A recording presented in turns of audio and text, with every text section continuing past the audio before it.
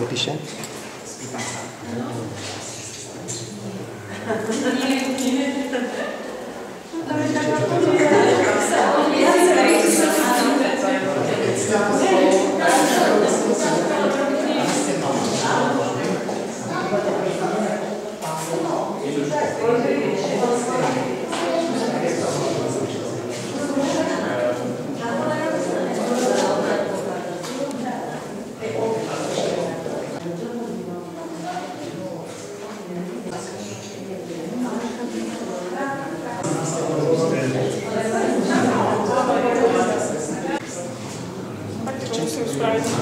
Ešte niečo k tomuto.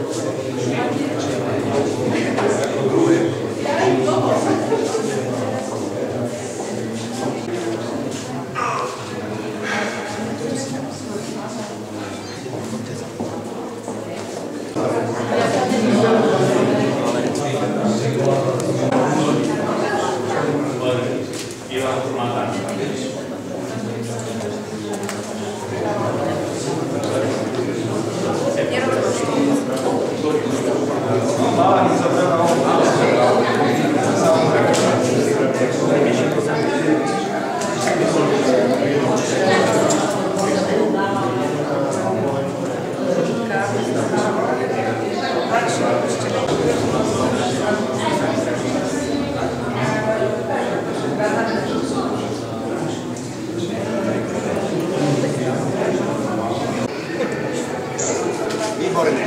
Ďakujem. Ahoj, ešte raz.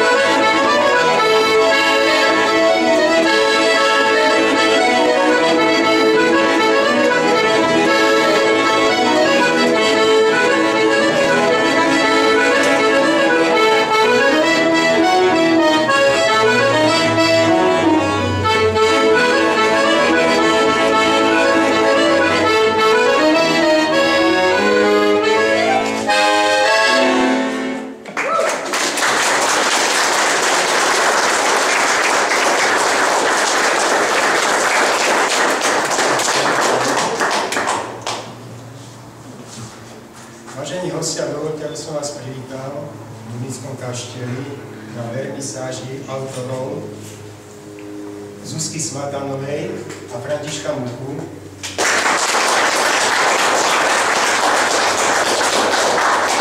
Okrem toho, že sa venujú aj takéto činnosti, tak Zuzku poznáme ako významnú spevačku, skladateľku, autorku. Skutečne je to z Slovenska, by som povedal. Takisto aj František z Terchovej, Muchovci známi, že? Takže vás srdečne vítam. Dubinské múzeum je krátke, 8 rokov, tak si myslím, že taká vážnosť spadla aj na našu pôdu. Vďaka aj Františkovi, nejaký rok sa poznáme a dal som ich takto dohromady, čo sa nám asi aj podarilo. A ináč dávam slovo priateľke a výtvarničke tiež Ale Tajterovej, aby vám povedala krátkosti. Ďakujem veľmi pekne Vilkovi za privítanie a tiež ďakujem aj Ferkovi za nádherný úvod. Dúfam teda, že aj na konci nám ešte znamenáčky krásne. S vami ja. So Zuzkou. Tešíme sa. Ctené dámy, vážení páni, priatelia výtvarného umenia, snáď sa stotožním s vašimi dojmami, keď poviem, že vstúpiť z ruchu ulice a uponáhľaného sveta do tohto výstavného priestoru Dubinského kaštieľa, kde sa môžeme zahľadieť nielen na výtvarné diela, ale obdivovať krásu spevu a hudby našich vystavovateľov Zuzky Smatanovej a Františka Muchu, vytvorené s pokorovou láskou a prežívať príjemné pocity, máme túžbu uchovať si tieto pekné okamihy čo najdlhšie. Naši vzácni hostia a vystavovatelia nám predstavujú diela portrétnej tvorby, čo je nielen z môjho pohľadu výnimočné, pretože vytvoriť portrét človeka je veľmi náročné. Portrét ako žáner je takmer taký starý, ako zobrazované umenie samo. Sen o nepominuteľnosti sa spája s ľudskou povahou od najdávnejších čias.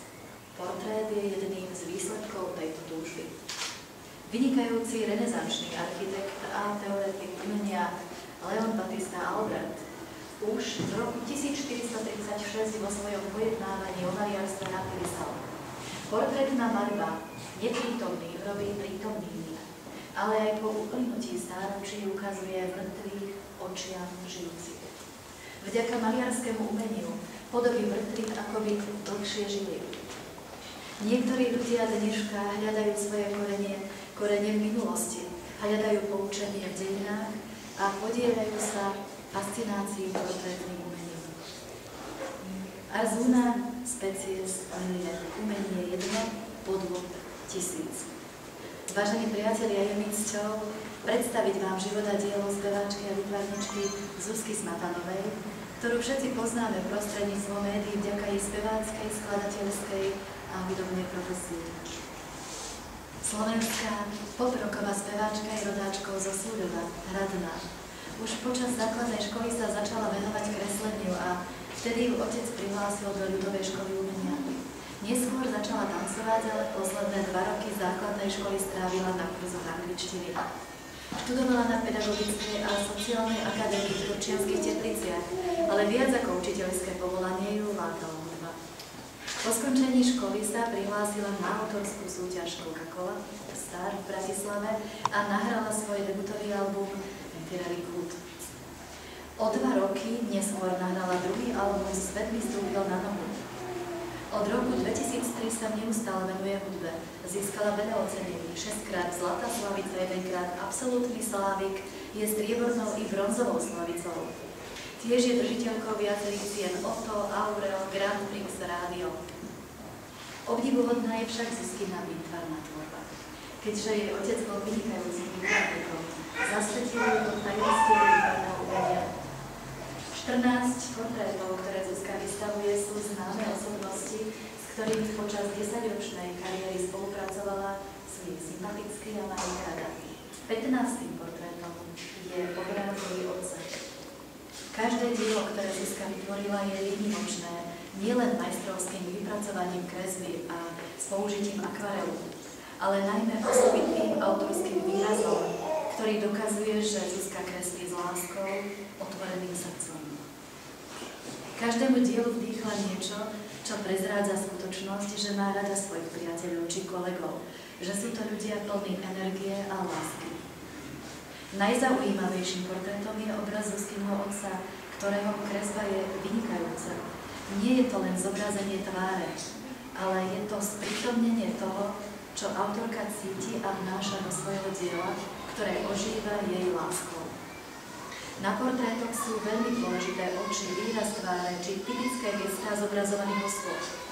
Toto všetko Zuzka vo svojich obrázkoch dokonale vystihla. Takmer všetci poznáme osobnosti, ktorých portréty autorka vystavuje. Máme možnosť vnímať ich energiu, cítime, že sú to ľudia presne takí, ako ich vníma Zuzka. Plný obetavosti, veľkého otvoreného srdca, zanietenosti a túžby vniesť medzi ľudí trocha lásky a radosti. A to sa im darí aj prostredníctvom autorkyných zobrazení. Zuzka Smatanová dala svoje kresby do dražby, z ktorej výťažok venovala na konto detského kardiocentra Národného ústavu srdcových a cievnych chorôb v Bratislave. Zuzka,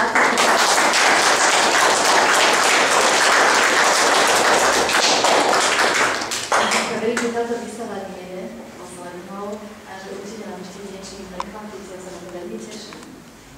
František Mucha patrí medzi najznámejšie a najpopulárnejšie osobnosti Terchovej. Vyrastal v osade pod Ruscom a už od útleho detstva ho lákal spev a maľovanie. Postupom času sa František naučil hrať na viacerých hudobných nástrojoch a stal sa z neho uznávaný muzikant. Najväčšiu slávu zažil ako člen ľudovej hudby Bratov Muchovcov, ktorá sa svojimi úspechmi zaradila medzi absolútnu špičku slovenskej folklórnej scény. Bratia Muchovci získali viacero prestížnych domácich i medzinárodných ocenení, ako napríklad víťazstvo v kategórii ľudových hudieb na jubilejnom 50. ročníku celosvetovo uznávaného festivalu Langolene Lovels. František zozbieral a hudobne spracoval piesne z rodiska, ktoré vyšli knižne pod názvom Terchová, Terchová. I cesta Františka Muchu k vlastnej výtvarnej tvorbe nebola jednoduchá. Uznávaný spevák a muzikant sa vyprofiloval aj výtvarne. Neustále hľadal svoj maliarský štýl, rukopis, výraz. František hľadal motivačné zdroje nielen v prírode, ale šiel najmä za tradíciami, aby nimi zdokumentoval a najmä potvrdil existenciu, historickú pamäť a hodnotový odkaz jedinečnej ľudovej kultúry rodného Jánošikovského kraja. Viacerými dielami však prekročil rámec a hranice rodiska, čím ponúkol vlastnú umeleckú interpretáciu národného kultúrneho dedičstva. Na dnešnej výstave predstavuje kolekciu portrétov. Vo svojej tvorbe využíva techniku olejomalby, prostredníctvom ktorej farebne dokonale a majstrovsky vyjadruje lásku k ľudovým tradíciám. Portréty zavedené do nádherného ľudového kroja sú dokonale realisticky vypracované. Výraz tváre vyjadruje pokoj a nehu, najmä v portrétoch žien a dievčatka v kroji. Portrétom huslistu a fujaristu je majstrovsky zobrazená atmosféra, jemnosť línií a lahodná farebnosť. Nezaťažený oficiálnym vkusom sa Verko uberá vlastnou tvorivou líniou realistického ponímania. Našiel svoj maliarsky rukopis, ktorý odráža jeho životnú filozofiu, nezapierajúc terchovský svet. V závere by som chcela zdôrazniť citát, ktorý sa mi veľmi páči a vystihuje atmosféru diel oboch autorov. Človek používa zrkadlo, aby videl svoju tvár a umenie používa na to, aby videl svoju dušu.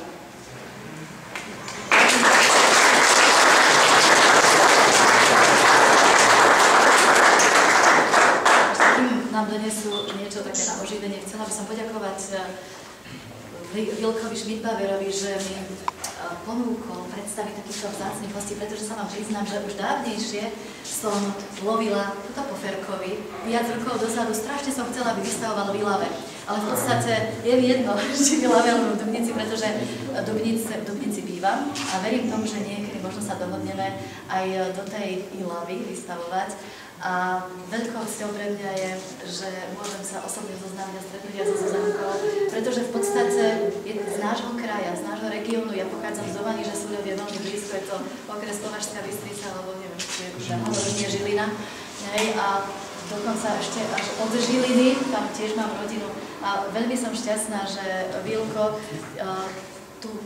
v týchto priestoroch Kaštieľa dokázal vytvoriť a rozmiestniť takéto prekrásne dielo. Je to jedinečná atmosféra. Ja keď som sem prišla prvýkrát a bolo to ešte len rozostavené po zemi, tak som bola veľmi prekvapená, že čo tu vlastne ten Vilko dotiahol, tak povedané. A keď som videla, že akým spôsobom sú úžasne spracované tieto portréty Zuzkine, naozaj z nich dýcha niečo, čo sa málo ktorému výtvarníkovi podarí. Naozaj tí ľudia na nás pozerajú skutočnými očami. To je krásne. A Ferkové, zase je to farebná maľba a som nesmierne šťastná, lebo ja poznám zase jeho tvorbu aj z internetu, z tých obrázkov, ktoré tam má na webovej stránke. A hovorím, že som veľmi šťastná, že aspoň časť tejto tvorby nám predstavil a verím teda, že aj viacero, aj keď hovorí, že nerád vystavuje, že nerád sa predstavuje, ale myslím si, že ono maľovanie je síce pre potešenie nás, výtvarníkov, lebo ja som tiež výtvarníčka, ale je úžasné, keď vidím, alebo vidíte vy, ostatní výtvarníci, ktorí ste tu, že sa vaša práca páči ostatným, že potešíte aj tých ostatných, ktorí potrebujú tú lásku, ktorú vy vložíte do tých svojich diel. Takže Ferko, ja sa strašne teším, že ešte bude nejaká ďalšia výstava na spolupráci so Slovnej, že ideme na to. No to je preferinka. Ferko, ďakujeme veľmi pekne, som veľmi rada ešte raz. Ďakujem veľmi pekne.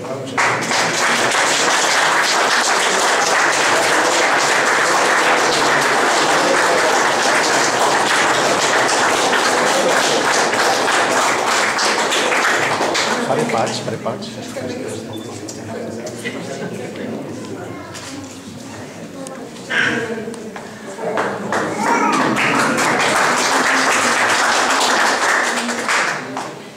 A teraz, ja sa ešte chopím slova, že by som dala slovo aj túto Zuzanke, keby nám niečo povedala o tej svojej tvorbe, ak teda ste zvedaví ešte, akým spôsobom treba stvorila, alebo ako dlho jej trvalo, kým namaľovala toľko portrétov, a či ešte pokračuje, alebo nebude pokračovať, a tak ďalej. Dobrý deň všetkým, ja si chcem veľmi poďakovať za to, že môžem v týchto priestoroch krásne vystavovať. Teda nie je to premiéru mám na to výstava už v Bratislave v galérii, takže sa veľmi teším, že som tu medzi vami, že ste prišli. No a čo v výstave? Ja si nepoviem nič iné, čo som povedala v Bratislave, že tieto portréty som vlastne kreslila asi 2 alebo 3 mesiace a vlastne sú na základe fotografií, ktoré mi poslali títo všetci moji kamaráti, pretože bohužiaľ kvôli nejakej časovej vyťaženosti nikto si nesadol s tým, aby mi pozoval.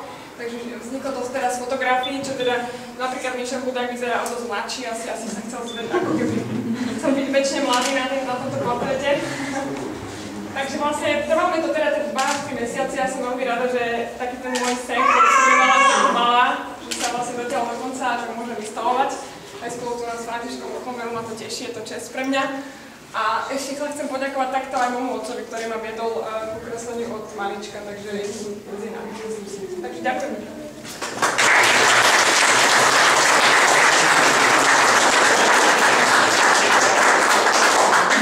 Na záver ešte František. Povedaš i zaspievaj. A jedno aj Dobre, tak jedno aj druhé. No, nerátal som, že budem prežívať takúto radosť, ako prežívam, lebo myslel som si, že to bude oveľa také nejaké skromnejšie, alebo tak nejako.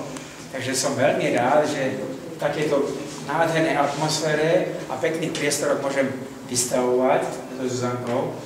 Tešil som sa, ja som sa s ňou ešte nikdy ako nestretol, vždy len tak počul a obdivoval, takže o to viac ma to teší. No a moje čmáranice, moja mama, ja som vyrastol v rodine, kde bolo 9 detí. Ja som bol najstarší a všetci sme čmárali, spievali, hrali. Ale rodičia nechceli, aby boli ich deti muzikanti. Oni chceli niečo iné. Bolo by veľa rozprávania, teraz na to nie je čas. chceme aj sa uvoľniť troška. Takže preto som si spomenul na tú mamu, že hovoria, čo to z toho šmarania nič nie je. Ako, ale predsa človeku to nedá, človek sa zrodí s tým, takže tá melódia, tá harmonička, aj kytara, aj husle, aj všetko možné som vždy v živote musel mať, lebo tú radosť zo života, ktorú človek potrebuje, aby mu dával zmysel, tak som potreboval aj tú radosť si sadnúť, potešiť sa, zaspievať si, vypiť si nejaký poháček a takto nejako zase zrelaxovaný utekať do toho života a zase sa starať o to svoje potomstvo a takto vlastne žiť. Tak, aby to bolo, aby človek mal z toho radosť a nehanbí sa za svoje žitie, ktoré si zvolí. Takže iba toľko na začiatok, ja budem radšej teraz niečo hrať ako rozprávať.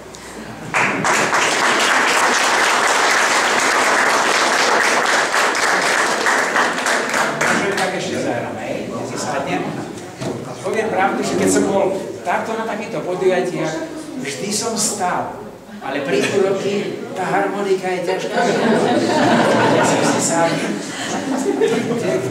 Takže ja si na to musím tiež zvykať.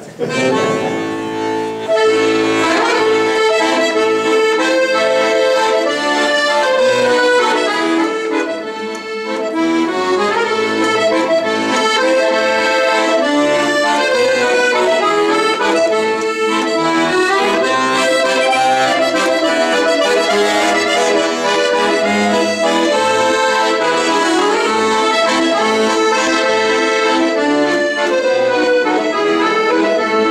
you.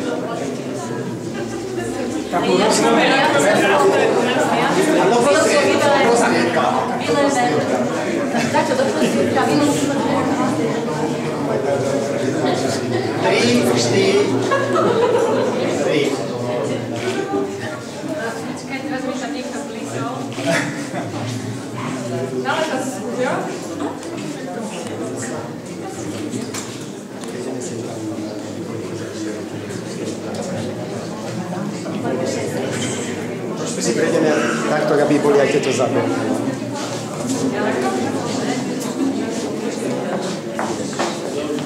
Tak ale také. Takto. Zuzi?